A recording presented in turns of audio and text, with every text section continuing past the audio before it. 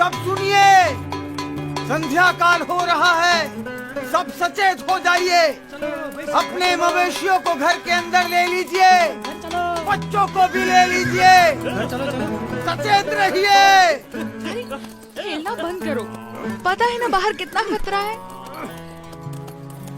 घर का ताला अंदर से बंद कर लेना, कोई बाहर ना निकले, ध्यान रखना। चलो चलो जल्दी करो, चलो जल्दी जल्दी सब कुछ अंदर रख दो। चलो चलो जल्दी करो। मैंने इस तरफ के दरवाजे बंद कर दिए हैं। भी सब बंद कर दिया है। चलो जरा जल्दी करो। चलो चलो तुम जल्दी पीछे करो। के सारे दरवाजे भी बंद कर दो। हाँ भैया। अरे कोई खिड़कियां भी खुली मत छोड़ना। अरे सामान आने के बाद अपने सभी लोगों को अंदर बुला लो, कोई बाहर ना रह जाए। बेटे, मैं इस कमलेश्वर मठ का महंत हूं। अंधेरा हो रहा है और रात बहुत डरावनी होगी। मठ के अंदर आकर रहो। अंतर का उजास बाहर के अंधेरे से डरने ही नहीं देता। अच्छा, अगर मठ में रहना नहीं चाहते हो तो फिर श्रीपुर गांव में कोई और ठिकाना ढूंढ लो, लेकिन यहां मत रुको। मैं बस्ती से दूर एकांत में रहना अधिक पसंद करता हूँ। लेकिन यहां रुकने में खतरा है। यहां रात में खूंखार जानवर आते रहते हैं। इंसान हो या मवेशी, किसी का भी शिकार कर लेते हैं। यहां रात की हवा में मृत्यु मंडराती रहती है। तो आपका कहना है कि मृत्यु आपके मठ में प्रवेश नहीं कर सकती? क्या आपके किवाड़ या दीवार मृत्यु को रोक सकते हैं? मृत्यु को तो कोई नहीं रोक सकता मेरे बच्चे, लेकिन सामने से मृत्यु को गले लगाना भी तो उचित नहीं। यदि मृत्यु को कोई रोक ही नहीं सकता तो उससे डरना भी क्यों? जीवन से मोह ही भय का कारण है। जहां मोह नहीं वहां भय नहीं। तुम बालक भी हो और योगी भी। अब बाल हठ और योगी हठ दोनों को तो मैं नहीं छुड़वा सकता।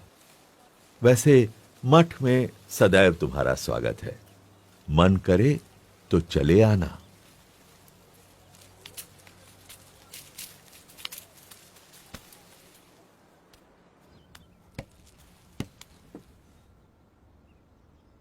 मुझे भय है, अगर कोई जंगली जानवर आ गया तो इसकी मौत निश्चित है।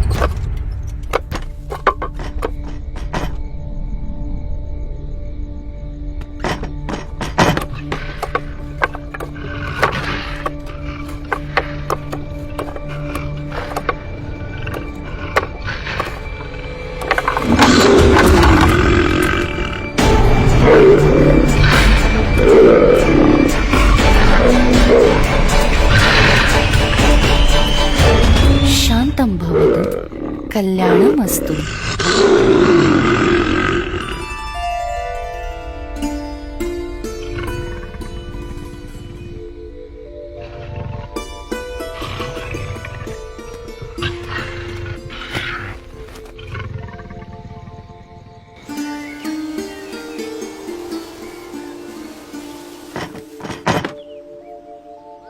ये क्या? मैं ये क्या देख रहा हूं? अकल्पनीय। जहां दिव्य प्रेम हो वहां भय नहीं हो सकता।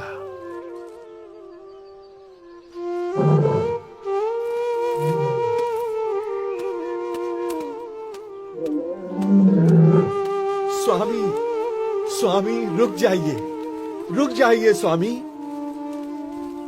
स्वामी, स्वामी अब आप कहीं न जाइए। ये मेरा मठ, मेरी महंती, मैं स्वयं, सब कुछ आपका है स्वामी। कृपया स्वीकार कीजिए, स्वीकार कीजिए। मेरा मठ तो सारा विश्व है। उस मठ को छोड़कर मैं इस मठ को कैसे स्वीकार कर सकता हूँ? और इन सब में ही बंधे रहना होता तो घर का त्याग ही क्यों करता? प्रभु, हमारा प्रेम स्वीकार कर यहीं रुक जाइए और हमें आपकी सेवा का मौका दीजिए। जब तुम दूसरों की सेवा करते हो तो मेरी ही सेवा करते हो। जब तुम दूसरों को प्रेम करते हो तो मुझे ही प्रेम करते हो। हरेक जीव में बसे परमात्मा के स्वरूप का आदर करना और उस आदर से हरेक को समान भाव से अपनाकर कल्याण के मार्ग पर प्रेरित करना, वो नीलकंठ वर्णी की अनूठी शैली थी। नीलकंठ वर्णी किसी भी प्रकार के भय से मुक्त थे और दिव्य प्रेम से युक्त थे, और इसीलिए कोई भी मुमुक्षु जीव बड़ी सहजता से नीलकंठ वर्णी से जुड़ जाता था।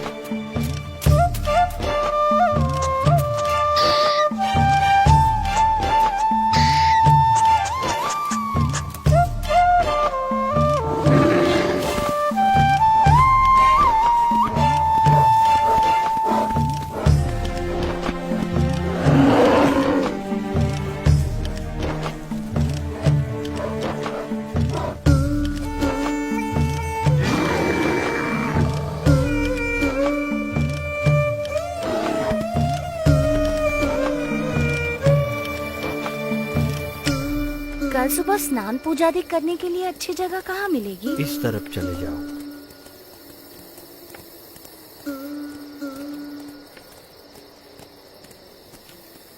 गंगे च यमुने चैव गोदावरी सरस्वती स्नानं करोमि ते जलैः अन्नं चतुर्विधं स्वादु भोज्यं समर्पयामि।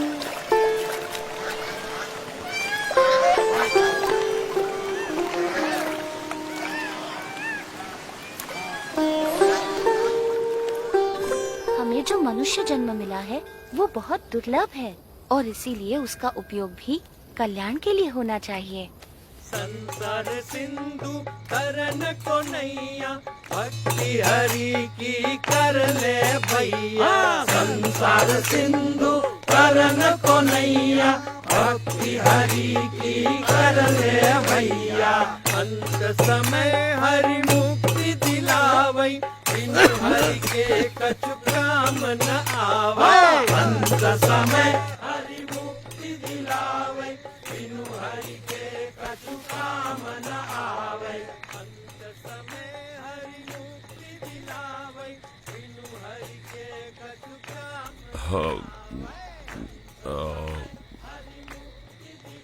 भाई वो अपना मजा ले रहे हैं और हम हमारा। उस नशे के सामने ये नशा तो कुछ भी नहीं है। पर इसमें बुरा भी क्या है, मजा आता है। इस व्यसन से अधोगति है और उस व्यसन से उन्नति। पसंद भी आपकी है और निर्णय भी।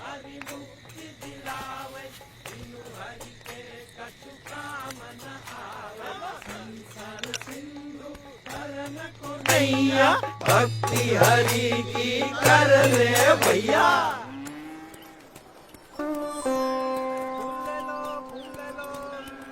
आओ भगवान को चढ़ाने फूल ले लो।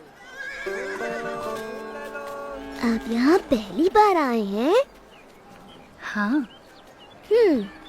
तो मेरे साथ चलिए, मैं आपको गुप्त काशी के मंदिरों के दर्शन करवाता हूँ। चलो। ये गुप्त काशी का मणिकर्णिक कुंड है। यहाँ एक गौमुख से गंगा जी का पानी आता है और दूसरे गौमुख से यमुना जी का। अच्छा, गंगा यमुना का संगम है यहाँ।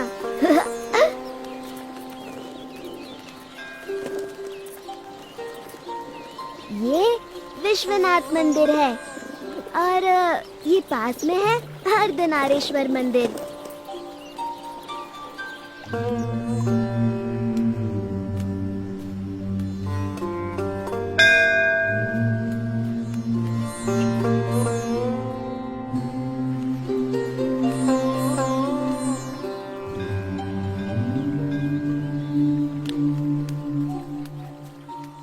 अब आप कहाँ जाओगे?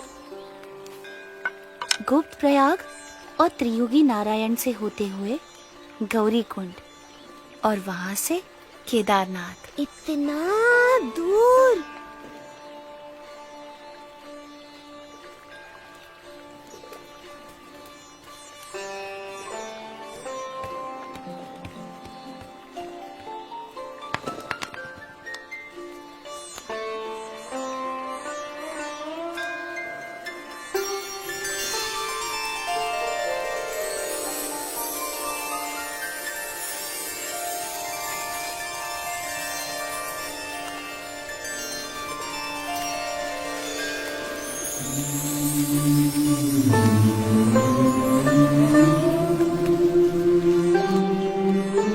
प्रणाम, अपना ध्यान रखना।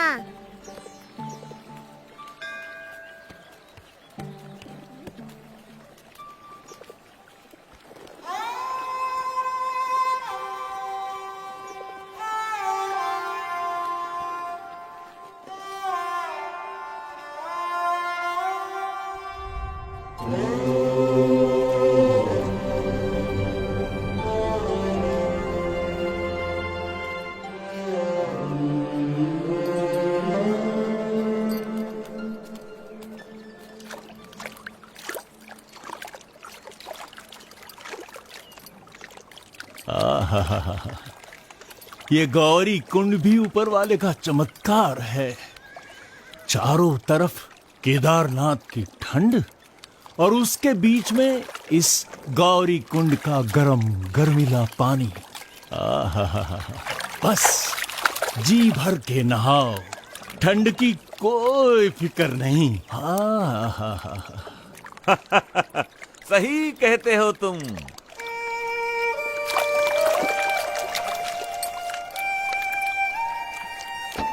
गौरी कुंड से नीलकंठ वर्णी केदारनाथ की ओर चल पड़े। कोई भी ऐसा संजोग नहीं था जो इस 11 वर्षीय बालक की कल्याण यात्रा में बाधा डाल सके, चाहे वो शरीर की थकान हो या विकट से विकट रास्ता।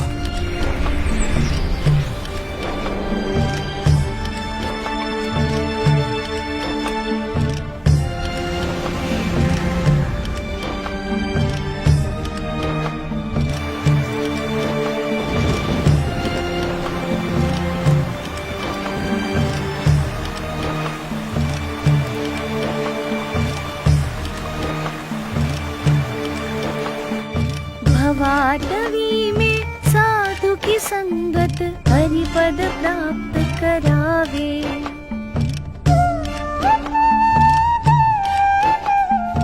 हो साक्षात केदारनाथ।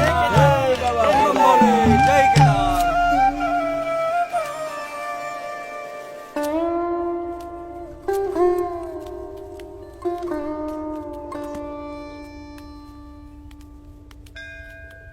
ये कहाँ खोया हुआ है?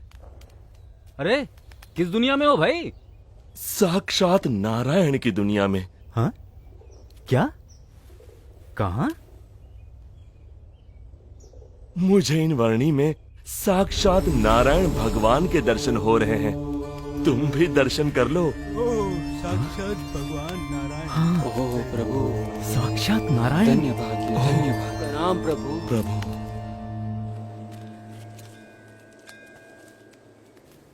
मान लो कि तुम यहां केदारनाथ में हो। ये रहा केदारनाथ और तुम्हें जाना है यहां बद्रीनाथ में। हाँ, ये रहा बद्रीनाथ। अब सवाल ये है कि भाई जाओगे कैसे?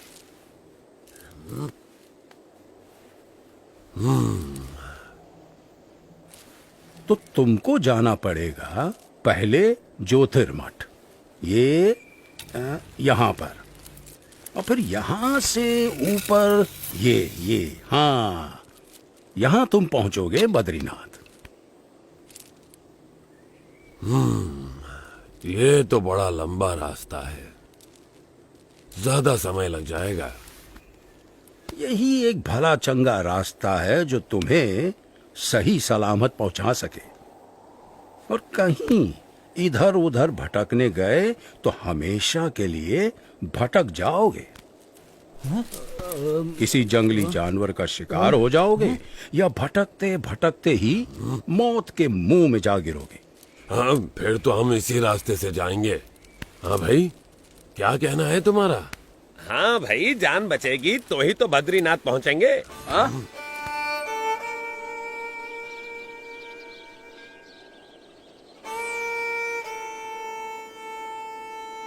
थोड़ी देर ज्यादा लगेगी, पर जिंदा तो पहुंचेंगे। हाँ, सही समझे। हाँ भाई, सुरक्षित रास्ते से ही चलेंगे।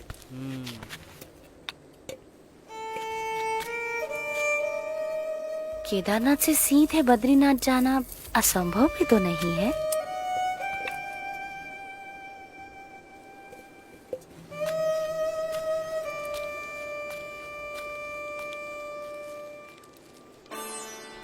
केदारनाथ से सीधे बद्रीनाथ, एक ऐसा मार्ग जिससे गुजरने के बारे में कोई सामान्य मानवी तो सोच भी नहीं सकता था, जहां मानो मनुष्य जीवन का अस्तित्व ही नहीं था। ऐसा कुछ भी नहीं था जो मनुष्यों को जीवित रहने देने का कारण बने। अगर कुछ था तो बस कदम कदम पर खतरा।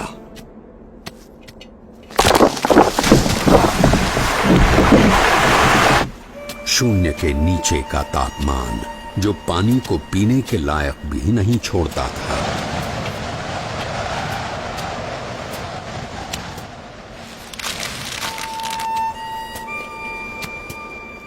मीलों तक फैली हुई बर्फ जैसे विपत्तियों का महासागर, और हर क्षण मृत्यु का आह्वान।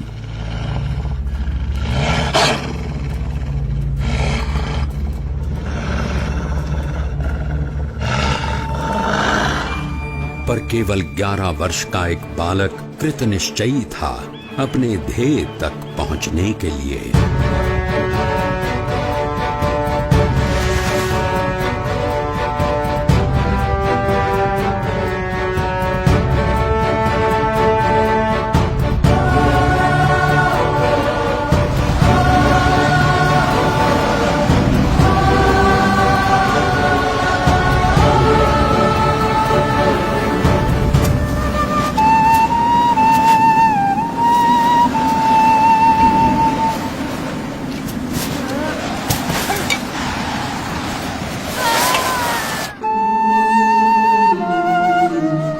परमात्मनि यो रक्तो विरक्तो अपरमात्मनि।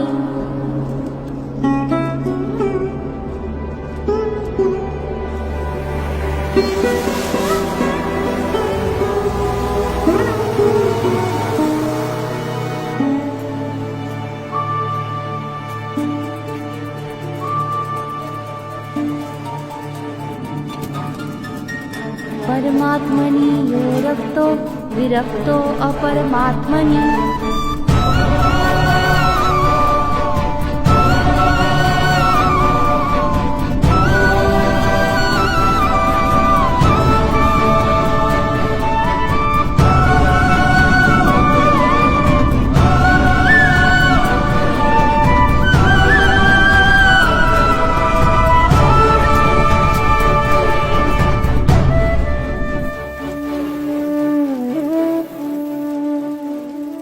इस ठंड में हम लोग यहां कंबल ओढ़कर भी ठीक से सो नहीं पा रहे, और वो बच्चा नंगे पांव खुले शरीर केदारनाथ से सीधे बद्रीनाथ के विकट रास्ते पर अकेला चल पड़ा है।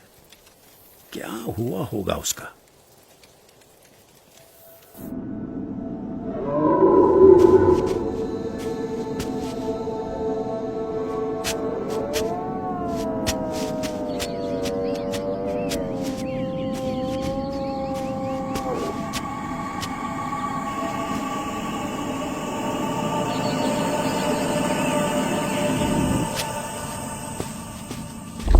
आ,